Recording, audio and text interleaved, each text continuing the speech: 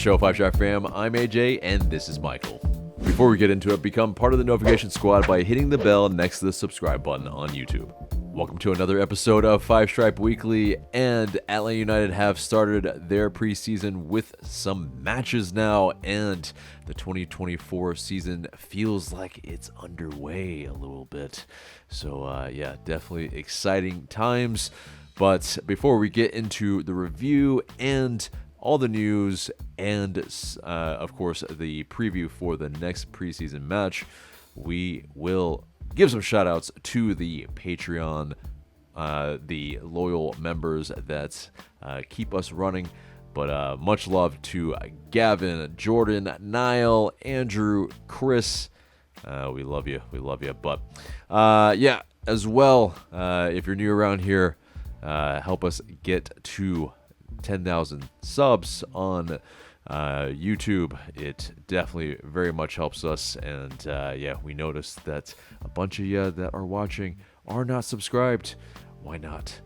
But anyway, let's get into the news. And so, yeah, the Five Stripes, yeah, they took to the pitch on Saturday, and yeah, it was, I mean, definitely a very interesting match against the Birmingham Legion where, yeah, I mean, you know, a lot of chopping and changing on purpose. It's, you know, more or less for fitness, but the starting 11 was definitely something that had a mix of not only homegrowns, but first 11 players, and amongst them, were new boy Stian Gregerson and also Derek Williams, but also yeah, homegrown Luke Brennan. He got the start on the right, as well as Giorgos Giakoumakis up top and Shonda Silva.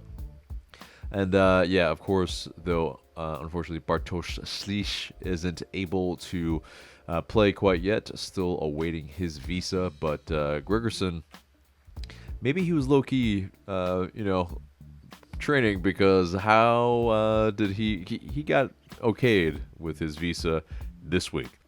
So, very interesting that he got 30 minutes, but, you know, we won't tell if you won't, so, you know, shh. But, yeah, it's definitely, I think, in spite of the weather that, yeah, definitely pushed back the game, it made the first 30 minutes, yeah, I mean, a tough go of it in some senses, but yeah, we were able to, of course, score with Giorgos Giakoumakis, and but yeah, and then, you know, another goal as well by Nick Firmino. But yeah, how did you see the first, I guess, you know, the first heat in the first 30 minutes from the starting 11? So I just want to start by saying we're back in action. Five Stripe action is back. I'm excited for that. Boy, it's been a little while, obviously, but you know, the drought is at least a little bit over. We haven't yet been able to see us in, you know, full power. I really want to see Slisz out there. I really want to, you know, get Almada back. I want to have the full operational battle station ready to go and see what it can finally do. It's going to be really exciting for this first 30-minute session. I mean, this is all training. This is all, you know, nothing to really analyze too much. But at the end of the day, you want the team to win, and that's exactly what they did to start this first 30-minute session. You saw goals, you saw well-worked plays, even with some newer kinds of people in the starting 11 that we had out there. And Firmino looked all right. Everyone kind of looked pretty good. There's just a couple of little flubs here and there. Remember, Stian had a moment where he just kind of touched the ball a little too hard and lost control of it and had to backtrack because the other team got the turnover. That was a little bit of a silly little flub. I mean, Dax McCarty had something similar in the second part of the second 30-minute session where he actually mentioned it in his tweet, his post-game tweet about it, where he, you know, he's like that emoji with the water drop on the side of his head, saying like, you know, kind of had a little bit of an oopsie there. picked an entire bouquet of oopsie daisies, but it was it's all good because it's all practice. Like you said, getting all the rust off, and I thought we looked fine. We pretty much dominated a team we absolutely should have dominated in USL. I mean, it's always scary when you're having some tough times against teams like that. Even if it's preseason, even if we don't have our full complement, we should still be winning. Even if it's not convincing, we should still be winning. I'll always say that. And we did. So I'm happy there. No issues, no alarm bells. In the past, we've had alarm bells in preseason, even though you can't really read into it very much. But they were still there. This year, not. So I'm happy about it. Yeah. I mean, yeah, definitely. It's, it's a side that's, I mean, I think if you're not ready in the preseason, they can surprise you. And I think, it looked like, the team, every 11, was pretty much up for the match in terms of knowing what their purpose was, which was, get the match fitness, don't get injured, and play to the best of your ability at the moment, according to your fitness. And I think that's, that was achieved. Definitely goals from Giakoumakis also is just very, very good. I mean, it hits the ground running. That's a very good sign because he scores goals in bunches. And if he can, start off the season off like just kicking and to the ability that we know he can, it's gonna be really, really good and a very good sign. And Nick Firmino as well. I mean, just this kid that, in age 23, yes, this will be a big year for him. There will be a lot of moments where Thiago Almada will be away on international duty. And that's if we keep him, of course. We shall see. But, as well, it's, it's this, apparently, anyway, Gonzalo Pineda, he spoke about it in the post-match press conference. He said that the midfield box shape was a little bit more of a 5-2-2-1. And, so definitely we kind of overloaded in there and kind of allowed Giorgos Giakoumakis to pretty much do his thing where, tip of the spear, like Michael likes to say a lot. And it's, we were able to feed him, and that's absolutely very, very good. He was able to, turn in the box, and I mean, it's not a player that you want to turn or allow to turn in that box. He is quite dangerous, especially on his right. I mean, that was just, I mean, it could be a little bit the defending, but man, like he was able to, do what we expected of him, but as well, that first heat, Aidan McFadden, he played, as a fullback, and I think it's kind of expected a little bit, but I think what was super great, was to see some of the other players that's in the second group, where Noah Cobb and paired along with Luis Abram. That's a very interesting pairing there. Obviously, Noah Cobb, homegrown. I mean, he looked good. Like, it's, yes, against the USL side, but he was a player that looked assured. He's got some pace on him, especially for a center back. I mean, it's just, he was, I think, a standout in that group. Lennon was one of the fullbacks on that end, and, Russo, a young kid, was played at left back.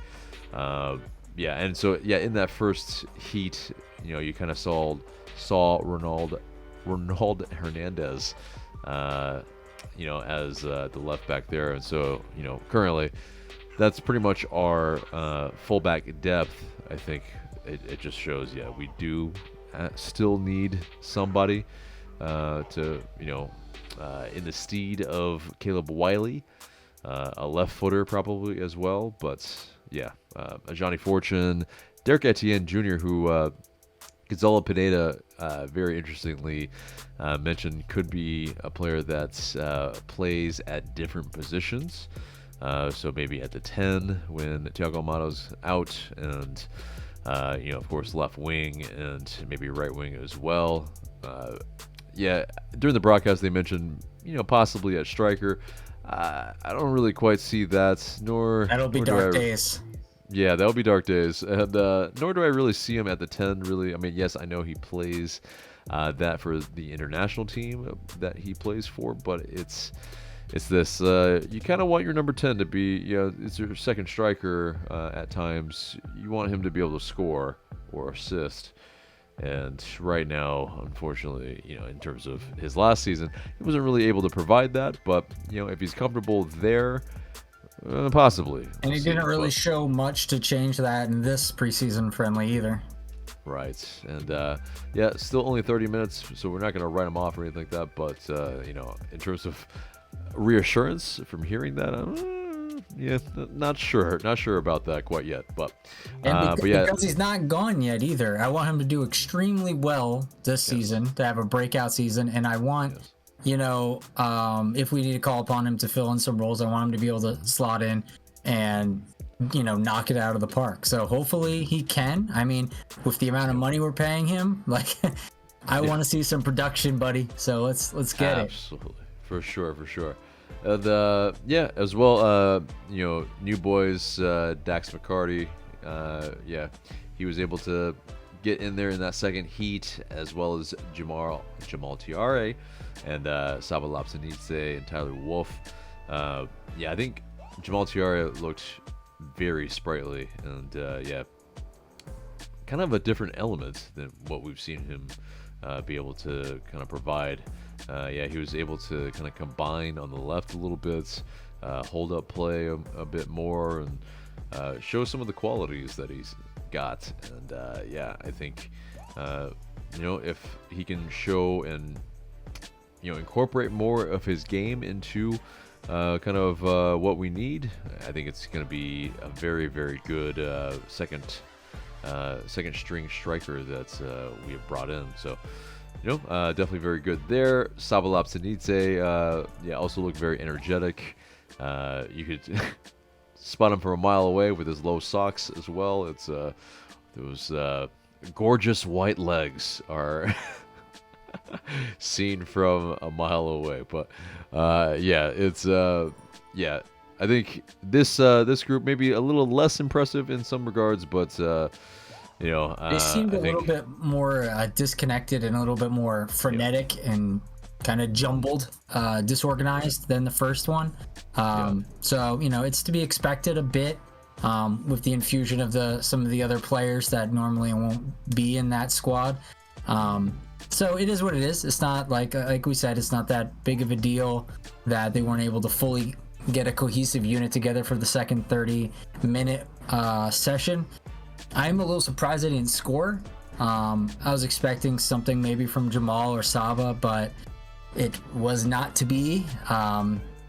With players like that, you expect something maybe to happen, but it is what it is. And Johnny too was also very wild, very good looking, fast, adroit. I really like his gameplay.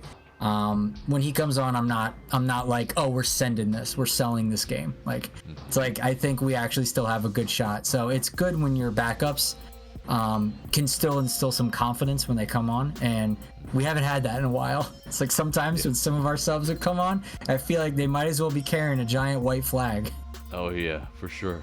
But someone who's not carrying a white flag, and I think what's interesting is, so Brad Guzan started in the first heat. In the second heat, it was Josh Cohen, and I think he looked solid. His distribution was good. He had to make a save. He had to make a couple. Yeah, and but there was one where he was fully stretched, and that was definitely an effort that needed to be made, but it showed some good some good things from Cohen that's we'll I think expect fully out of a starter probably. I think it's gonna be a quote unquote position battle, but I think we know that there's one winner here, I think, but maybe we could be surprised. I don't know, but yeah. I bet Brad starts the first game. I'm calling it now. Yeah, I bet he it could does. be that. It could be that, and then the it's crowd. Everyone's gonna be like, "Why is he starting? Why?" He's like, "Well, I don't think he's gonna start the majority of games this season, but I just see him starting the first game, and then everyone losing their minds." Right, exactly. But yeah, it'll be one of the, I guess, preseason things of contention, or maybe things to look for. But yeah, everyone's gonna probably have their opinion on it, and yeah, let us know what you guys think in those comments below. But what'd you think of the Legion's goal? Yeah, I mean, it's a bit sloppy, but I mean, I think it's preseason. I think we can forgive it, but it's just one of those, like, okay, all right, like ultimately, like, we're not going to be super sharp on both ends, so I'll look to the positives, and Giakoumakis and Firmino scoring, especially, we haven't talked about Nick Firmino's goal. I mean, I think it was very well taken, especially cutting in on that left side a little bit, at least with his right foot there. It's near post. It's I think it's, I mean, really, I think it's a instinctive goal. Like, it's something that he being the leading scorer for the twos last season, I mean, that's what he was doing. He was finding himself in the box and being able to be clinical, and I think that's maybe the likeness that maybe we can compare to Thiago Almada, is that both of them will score goals, and so I think that's something that will be amazing to be able to see. But it's the distribution, it's the running the game that Nick Firmino, we'll see if that's something he can do at the next level, and I hope he can. I mean, he's definitely a very promising player, and it's definitely someone that has deserved this this first team contract. But that third group. And it's not often that you get a chance to develop and market and sell at 10, Yeah, so that's pretty cool.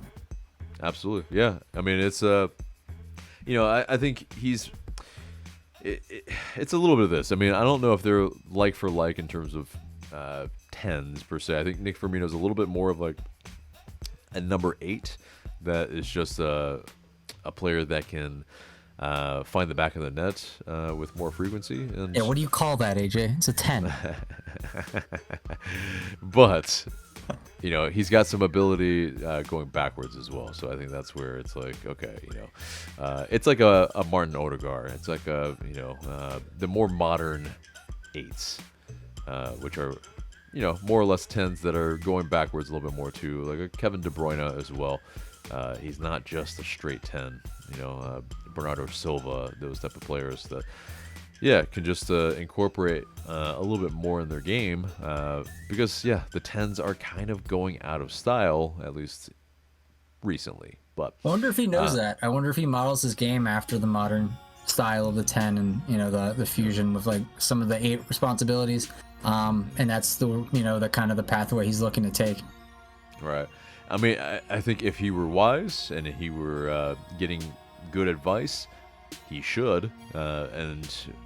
Because if MLS is his level, or beyond, I mean, it's probably MLS. But I think any player that is more in that mold would fashion themselves to make sure that they're doing both ends. So Thiago Almada included. For him to get to the biggest sides, he's got to work on his defensive side too, pressing everything, like every aspect of his game, to really truly, one, be the best player on the pitch, and also get the move that he truly desires. So, but we'll get to all of that. But this third group, really impressive, actually. Academy players, U16 for most of them, except for Quentin Westberg in goal and Edwin Morales of course, he was playing with them as well. Or not Edwin Morales, sorry. But anyway, Efren. Yeah, so Efren. And but yes, they pretty much held it down. Like it was They were holding on, but they held on. Exactly. And for it to be pretty much squeaky bum time, like this is usually when you bring on veterans. But yeah, they were able to keep that score line exactly what it was. And yeah, maybe there was a little bit of the fatigue setting in for the Legion, but I mean, these kids were battling. These kids didn't back down from a duel.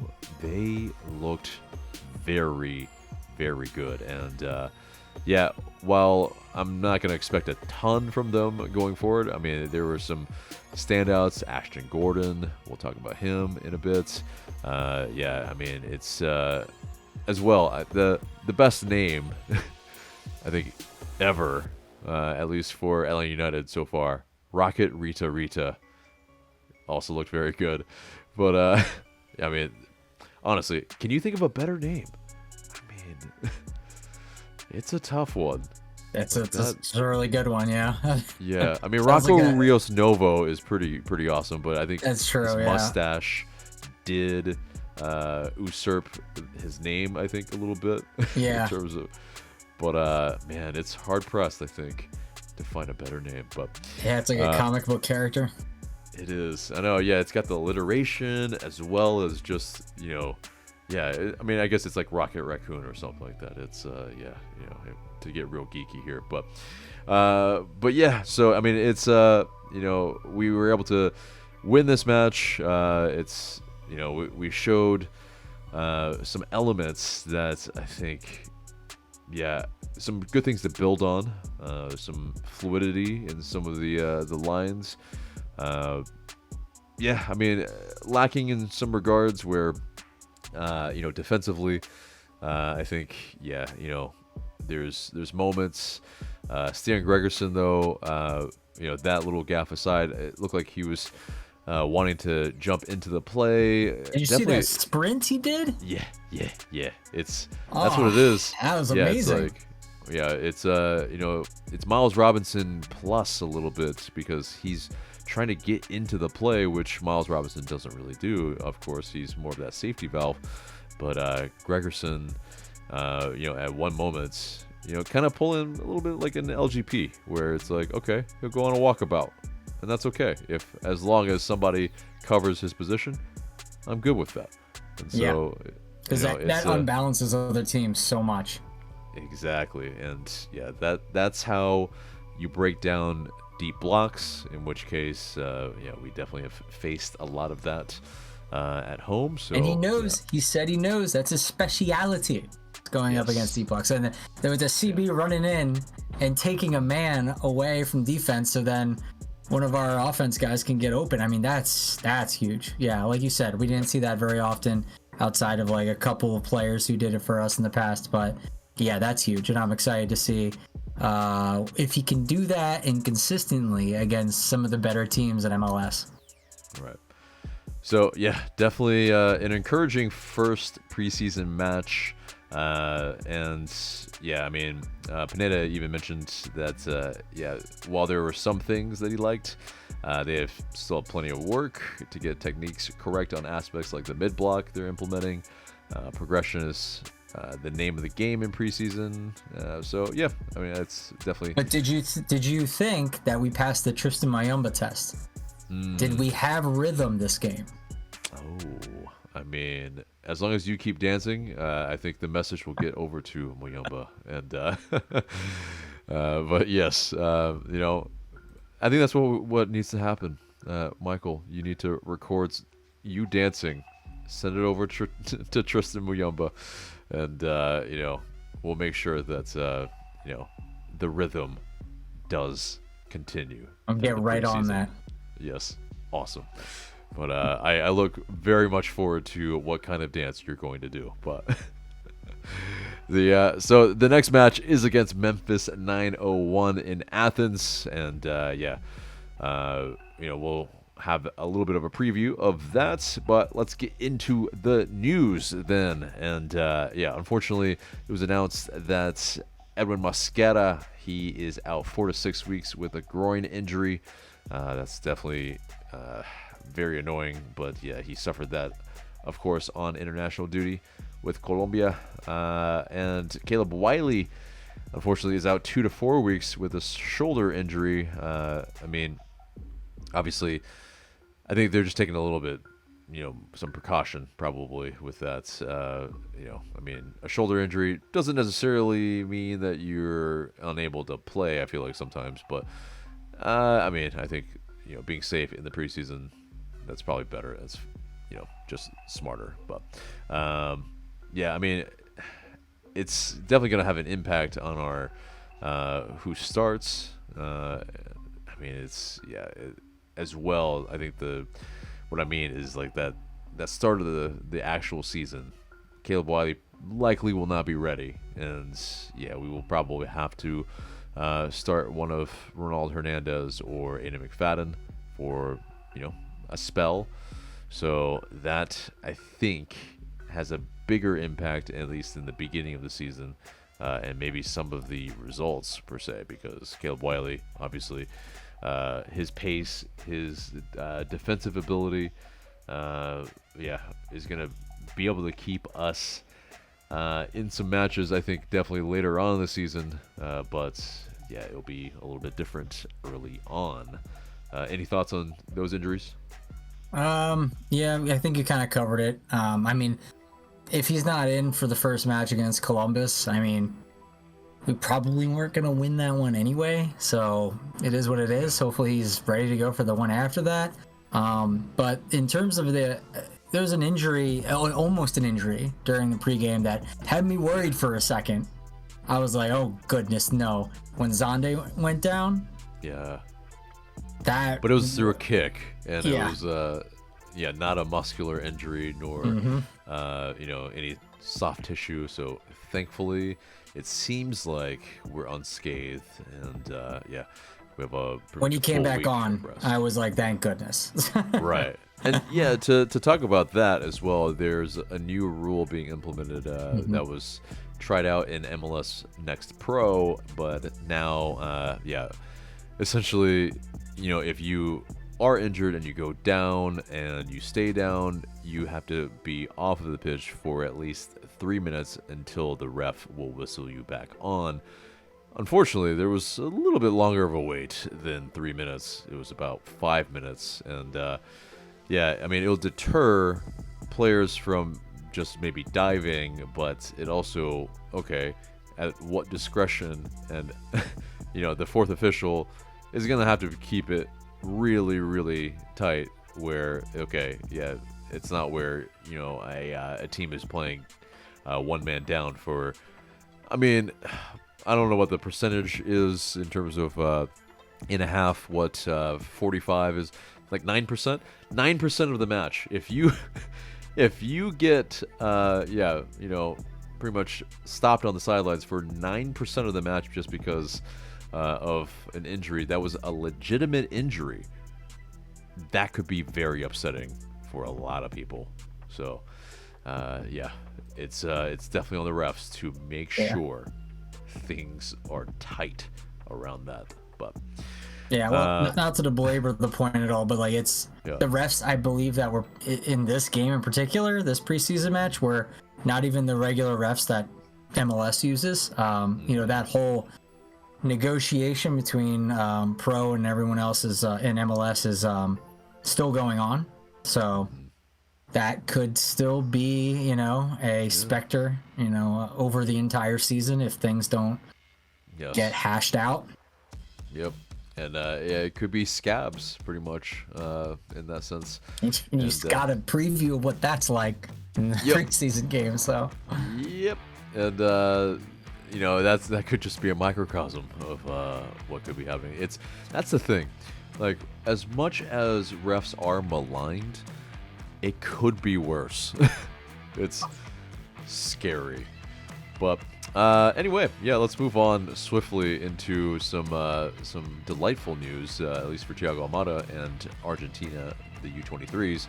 But Almada, he scored again, and then assisted for Javier Mascherano's side. And, I mean, that's 3 goals in 2 games and an assist. The man is beasting. And, yeah, obviously I think the U23s, it's a level below probably for him. But, I mean, this is putting him in the shop window. It's probably going to add a couple mil to his transfer fee. Exactly. So it ain't too bad. And as well, I mean, there is that rumor. But yeah, before we get into that, like, do you have some thoughts on Thiago Almada with Argentina U23s? It's to be expected him to light it up. I mean, he's captaining, right? I mean, everyone's looking to him to be the one to really light the game on fire, and he has. So, that's making big waves in Argentina and in the South American part of the world. So it's exciting for us. It's exciting for him. I mean, it's only good things that are coming out of this tournament so far for him, and then in a trickle-down effect for us too. Yeah. But, yeah, definitely well said. And, well, yeah, there's another day, another rumor for Thiago Almada. And, yes, this time, according to Gianluca De Marcio, Italian side Fiorentina, they have asked about Almada. And on Monday, they apparently asked about how much Thiago Almada would be. It was going to be around 25 million euros, and they apparently thought it might be too high. They might try again, so we'll see. But Fiorentina, I mean, a Serie A side that has been a stalwart in that league. Definitely, I mean, one of the storied Italian sides for sure. It'd be, yeah, I mean, I feel like it wouldn't be a bad side for him to move to, but, 25 million, probably still a little bit under what ultimately we would want to take. But, I mean, if, and if they go beneath that, I don't know. It could be where if Almada really wants to go, to a side like Fiorentina, I mean, do we do it? What do you think? It's always if the number is right, and if that's somewhere Thiago thinks he can use that as a springboard to achieve his goals in Europe. Those are the boxes that need to be checked, and if they're checked, then I think everyone's gonna pretty much sign off on it. Right. And so, yeah, obviously, it would unsettle us a little bit. And we still have, the transfer window to kind of make some moves to a degree. I think in the European window, though, that might be, where we maybe are not going to be able to get a player from Europe, but, maybe from another league or, intra-league, we might be able to. But, I think it's... Almada, I think it's obvious to a degree that, yes, he wants to go to Europe. He wants to go to a Champions League level side, if possible. And there's a likely reason why he's with the U23s right now. It's, it's keeping sharp. It's, as well, that shop window like we were talking about. So, we'll see, but I feel like, since that was a Monday one, we're filming this full transparency on a Tuesday. They haven't come back for him yet. I mean, it's one day, but still, I think if they were like really bullish, they might have already tried to make that type of offer. Maybe they're trying to weigh their options, but we'll see. But moving on from that. Arthur Blank, he was honored by the Sports Business Journal's Lifetime Achievement Award for 2024, and he'll be honored at the Sports Business Awards on May 22nd in New York City. But yeah, it's in recognition of his profound impact on 3 sports and 1 American city, of course, being Atlanta.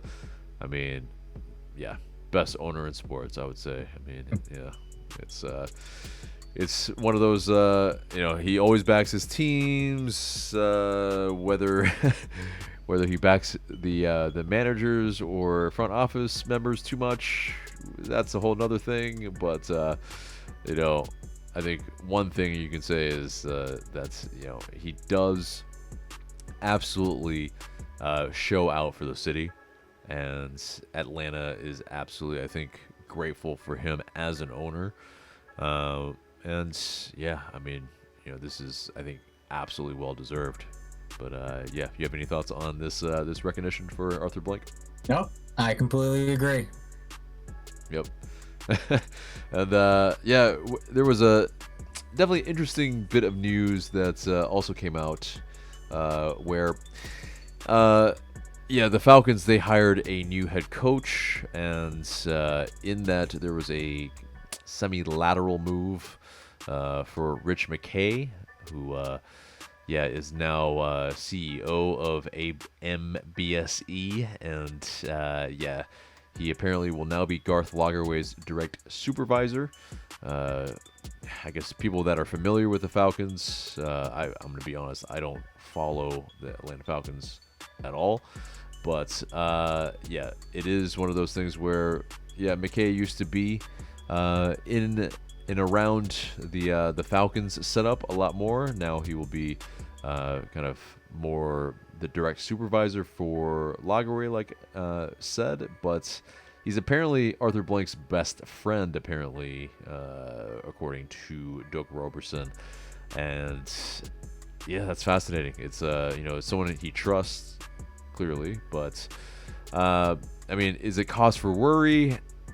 I mean, yeah, there's always just somebody that will be the intermediary between Arthur Blank and the CEO, and at least for Atlanta United, which is Garth Lagerwey. But yeah, I mean, it's just it's a part of the setup, but it is a little bit where, okay, so a guy that doesn't really have a ton of soccer experience will be I guess kind of managing the soccer operations part of it a bit, or at least overseeing the people that do. Do you have some thoughts on this? I heard some people say some things that I think are kind of funny. I don't think they are really relevant to the situation, but I thought I'd pass it on. Someone said that this guy is basically like the Boca Negra of the Falcons coming to Atlanta United, and the way he said that is to like convey all of the bad things that Boca did for us, and that like he does that for the Falcons, and that like we're doubling up with 2 bad Bocas essentially now over in Atlanta United, which is hilarious to me because obviously in terms of the corporate hierarchy, that is absolutely nothing. That's not going to happen whatsoever. But even so, I don't even think that analogy is even correct. I don't even think that analysis of what he did there is even that. But I just thought it was funny that some people were really saying like, the sky is falling based on this type of thing, which I'm like, I don't know where you're getting this from. This guy is not gonna have a lot of hands on any kind of soccer operations. I don't think he's gonna make Garth do anything really. Garth is gonna be the one still, steering the boat. This guy's gonna be hands off. The guy before him, I forget his name, who was in charge of it. I mean, he didn't make Garth or Darren Eales do anything really when they were in charge. I think this guy's pretty much gonna do the same thing, and he should if he's smart. Let Garth cook, because he don't need no help. Yeah, it's clear. Yeah, that Garth Lagerwey should be the one at the helm, and. Yeah, that's not to say that McKay, was going to be someone that was in the weeds and, micromanaging anything. But, yeah, as a person that is in that area, I mean, it's not like he's going to have zero influence and no say. There will be, I think, probably times that, there will be some decisions that he will be part of. Otherwise, it's just guys are just lame ducks and just being paid just to be around Arthur Blank. I mean, could be. Must be nice to have a super rich billionaire as a best friend. Right, exactly. So, I mean, and that very well could be. Who knows? But, I think, there are some Falcons fans that were upset with McKay, and that's not without reason sometimes. So, we'll see. We'll see if that has any impact. But, some reports saying that's okay. Nothing to worry about. Hopefully so. But, moving on from that, Atl United has re-signed EMLS player Paulo Neto for the 2024 and 2025 seasons. This guy's been showing out for our EMLS side. It's basically a couple of Brazilians. And, as Michael is pulling out his controller. But, it's, he's a guy that is winning stuff for us. Can't ask for much more than that.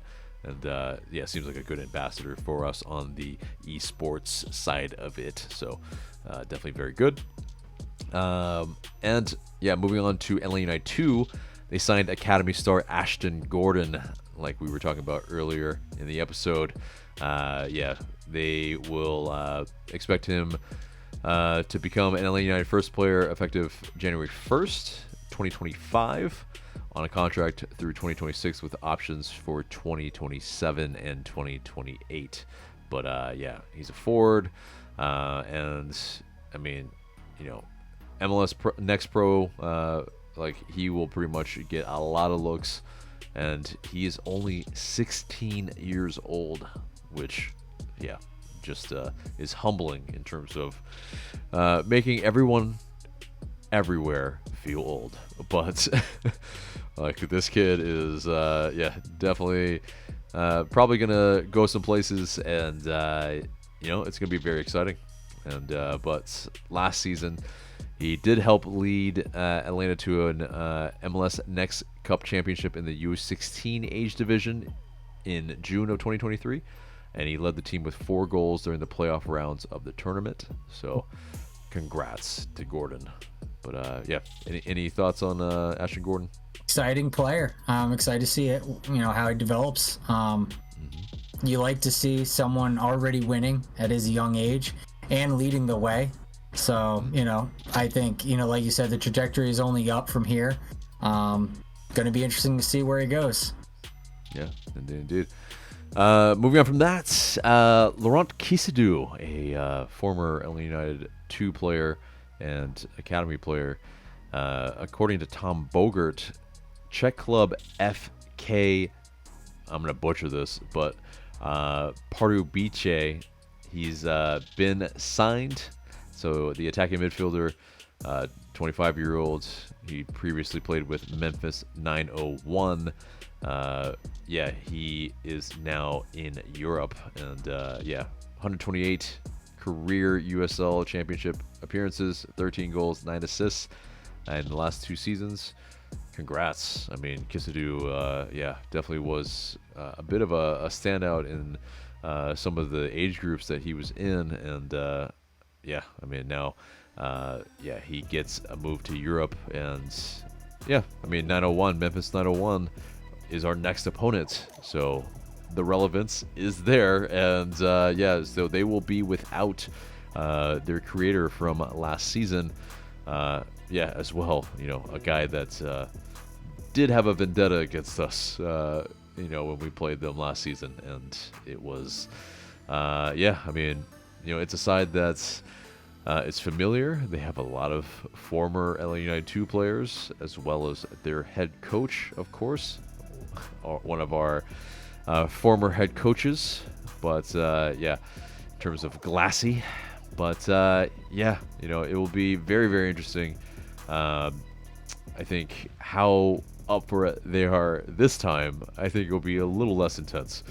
But swear to God, if we lose to Memphis again. Yeah, right. It's not a good look. It's not a good look. But Stephen Glass does, I think, for a USL side, I mean, he's a very good coach, I think, for that. And I think for our starting 11, that's what's going to be, I guess, the question is, are we going to do 30-minute kind of intervals like we were doing in the first match, or will it be a little bit more where, okay, maybe it's playing halves, but we'll see. I think, that starting 11 will, I think, have a good mixture like we have, but I personally think it will be 30-minute intervals like the first match.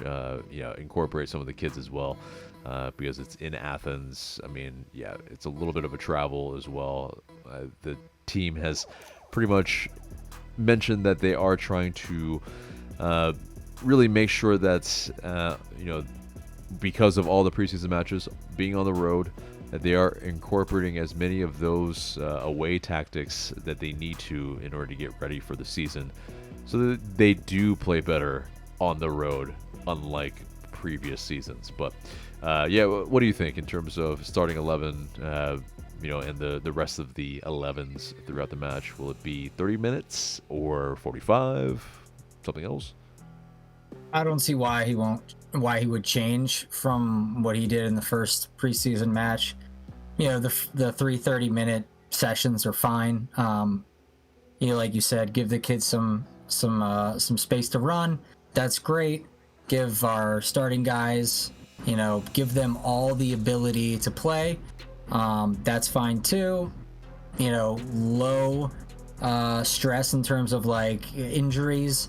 Low stress in terms of like fixture congestion and workload, and keep in mind they are traveling a lot, so it's mitigating a lot of these variables that we are trying to get better on the road, and coming with that is the trials and tribulations of playing on the road.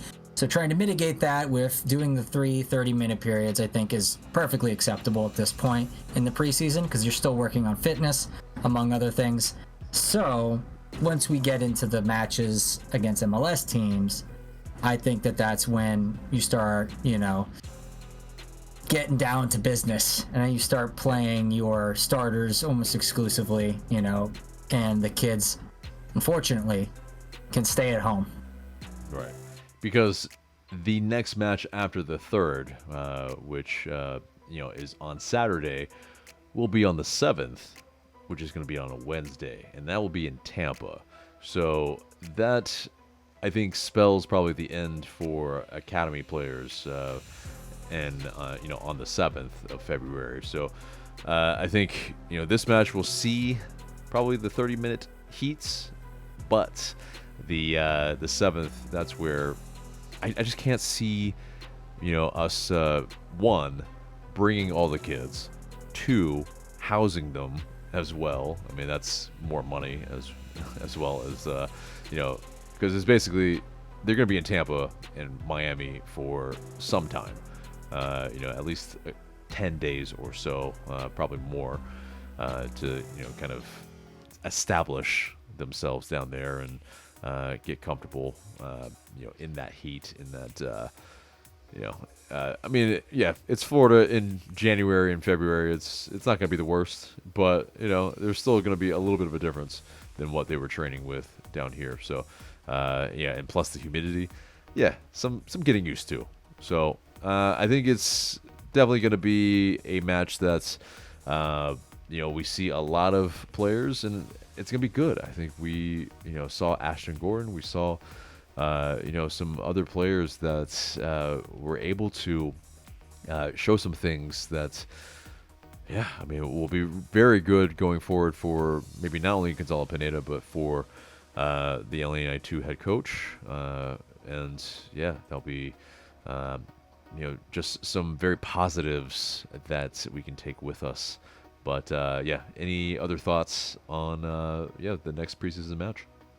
I hope we win again. I want to continue our undefeated 100% win rate going into the season. That would be marvelous. I want to see goals again. I want to see more rhythm, more fluidity. Keep that energy up. I want you to practice like you play. The intensity is always there. I don't want to see like, slacking off and other things like that, because that might creep into your actual gameplay when you're going against MLS teams during the regular season. So, the like as Dax was saying, little flubs here and there. Let's get them out of the way. If a couple happen in preseason, a couple more, that's perfectly fine as long as we get them all out for the start of the season. Yeah. Yeah, I mean, spoken like a head coach there. You're definitely in kind of scolding mode, and yeah, hopefully they take that to heart. I'm sure Gonzalo Pineda, is instilling that. Fan of the show, absolutely listening, and they're definitely going to. Absolutely, for sure, But no, I think more that's that's definitely the right ethos to have, because you want to train like how you play, and if you take some plays off, that's how you get scored on. That's what happens, and it's something that we cannot allow to happen with those boneheaded switching off moments that's plagued us last year. So hopefully we get that ironed out. But so that is it for the news, and it gets us into the mailbag. And you guys send in these questions through IG story. Please continue to do so, and we might answer your question in the future. But first question, well, it's a lot of people wondering the same thing, so I'll just name everyone who's asked. But Crisco_25, multimedia.mike, doozy.davy, and owen.morefield all mentioned and asked either who will be Almada's replacement, is Almada going to stay, who's a good replacement for Thiago Almada, if Almada leaves, who do you think will fill his role, or does the team get someone new? So I'll just let you answer all those questions. I'm sure they all correlate. I think it would be ridiculous if Laney United didn't have targeted players kind of in their minds in terms of a contingency plan, if you will, if Thiago leaves, like in a kind of a quick kind of succession. So we'll see if that is indeed the case. I certainly hope so. I hope they did their homework and their due diligence. It could be even just like a loan, like get a decent player in order to just patch the hole until, another transfer window that Garth likes to operate in can really get the target in that they want. I'm sure they probably have like the contingency players outlined, and then also the real targets that they want to see in that role, in perpetuity. So, I'm hoping that that's indeed the case, so we aren't caught with like our pants down like halfway through the season if something were to happen. That would be extremely disheartening if it would just be, we like Firmino, and if DEJ wants to give his hand at the 10 role, we like those players, but they are no Almada, and that would be not necessarily crippling, but it would be hard. We'd limp a bit, I think, with that, having sustained that hit. So, again, these guys, they have to have some plans. They have to have something going. If not, I guess what that means is they're like, okay, we're okay with just kind of taking the hit this season, because this is still kind of within Garth's, purview of, or like his allotted amount of time to continue the rebuild. So like not winning the cup this year is not going to like exactly take away from what he's trying to do yet. So I think, if we have to forego winning the cup this year because something like that happens, yet we bring in a whole bunch of money, and that's great and all, but if that kind of stymies our progress in the season, and we have to wait, and then we get the player we definitely need for the season after, and then we just kind of go gung-ho. Garth says the battle station is fully operational. Then you go for the win, and if we fail, then it's a whole bit different can of worms. But I think that I think I said it all. I think that's it. Mm-hmm. Yeah, I think it's well said. I think it's this. It's so is Almada going to stay? I mean, no. Like no player is going to stay. So it's in terms of this season, yeah. I mean, it's unlikely that I think he lasts the entire season. I think that's the if he isn't transferred in this window, which I mean we're running out of days and running out of time in the transfer window. I don't think he's gonna move this window, but yeah, the summer window is probably more likely, and after that, that's where you hope that there are some contingencies in place by the front office to make sure that they have targets that they're wanting to, not only bring in, but can replace the production, because that's what's most important as well, is that, yeah, he's a player that does a lot for us in our attack. And yeah, I think it's a massive miss. I think, us not having him pretty much, yeah, it's like we faced Columbus without him, and we looked pretty bereft of anything going forward.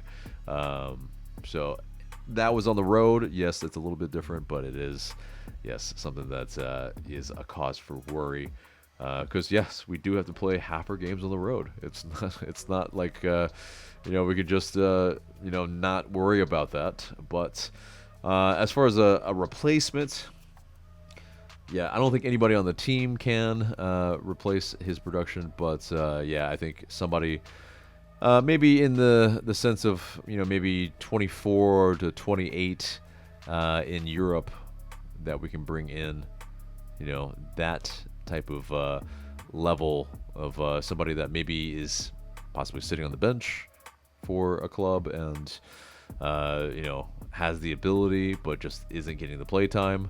Maybe wants to be able to kind of not only play for more minutes but also a good amount of money in the this fan base, of course. Then yeah, I think we can probably find that type of player. Now the specifics, I mean, that's above our pay grade, I guess, and that's not something that's we're not scouts. If we were, it might be a bit different story. But yeah, so yeah, definitely Almada. It's gonna be a big miss, but yeah, we will see what happens.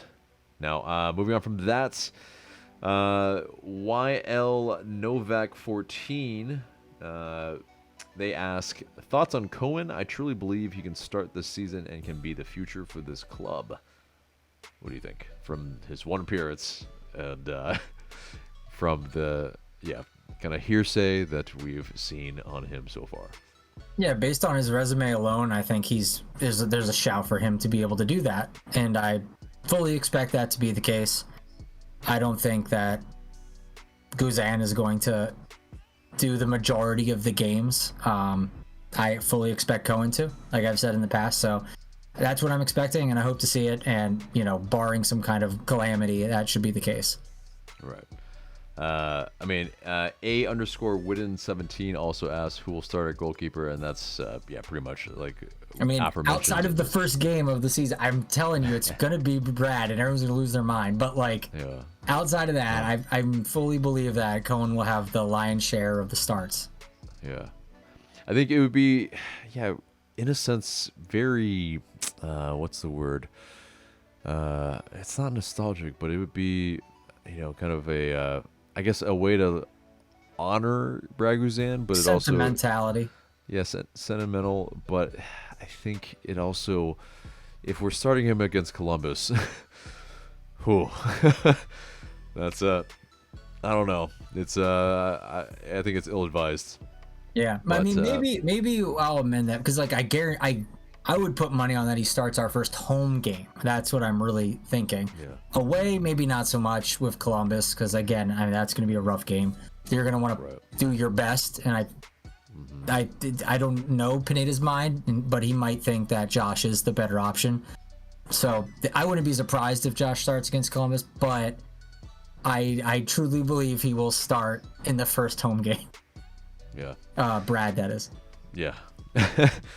Ooh, I mean, yeah, we'll see, but yeah, I don't know if there's gonna be too much like rotation of goalkeepers. It's just, man, like it just doesn't happen.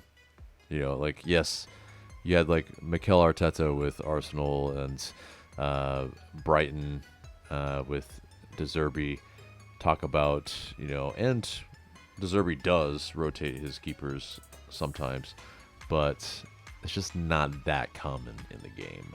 And yeah, it unsettles goalkeepers. I think ultimately they need that stability. They need to know that they are the guy, because yeah, one little fuck up would not like necessitate them to just be, you know, usurped. I think it would be, yeah, you know, I think it's a lineage, you know, 1 or 2 or 3 matches that's, you know, it's like, okay, maybe we need to see what the other goalkeeper. Yeah, a pattern of behavior. Yes. So, but yep. Next question and last question comes from Patty Ice _14. What are your favorite things about game day in Atlanta that makes the Bens special? Really like that question. Yeah, for me, it's the food. When I get in there, I gotta get my food. There's a lot of great options. There's some I'm gonna even. There's like, I think there's one that I forget the name of, but I really want to try next time I get in there. Meeting up with my friends, AJ, other people, Atlanta Night Fan TV, fans, viewers, comrades. It's great meeting up with everyone, seeing everyone. Let's see, going to, you know, the gift shop, getting some swag is always fun.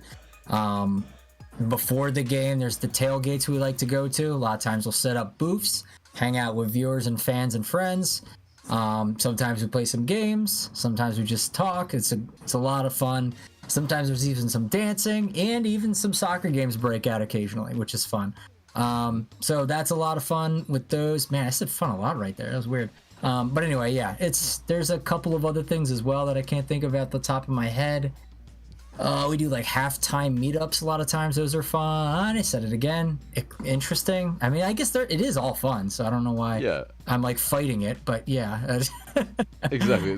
The experience is for entertainment, and that's what it is. And yeah, I think you know, echo a lot of those things, and I think one of the other things that yeah, if you go to enough matches and yeah, you spot either of us, yeah, there might be some moments where you know, some libations were had, and yeah, it is quite entertaining, and so, you know, definitely check us out when and say hi. We definitely always love hearing from you guys, and yeah, it makes our day, and it, you know, keeps us going for sure. So yeah, I think that for me is the best thing about going to matches is seeing you guys and talking to you guys, and yeah, just don't be afraid to say hi when you see us. But yeah, so yeah, that is the mailbag and pretty much the entire episode, except for the question of the day. And the question of the day is, which player combination are you most looking forward to seeing in the season? Yeah, definitely a lot of players that have not played together yet for little time or any time. And yeah, you know, of course, Bartosz Slisz, Tristan Muyumba, Stian Gregerson, Luis Abram. You know, maybe it's Thiago Almada and Bartosz Slisz. I mean, yeah, a number of them. That's yeah, it should be so much potential. Exactly, quite high there on the potential. So yeah, let us know in the comments below. Looking forward to what you have to say. But guys, that is the episode there and there. Remember to like, share, comment, subscribe. That's Michael. I'm AJ. Thank you so much for watching, and we will see you in the next video.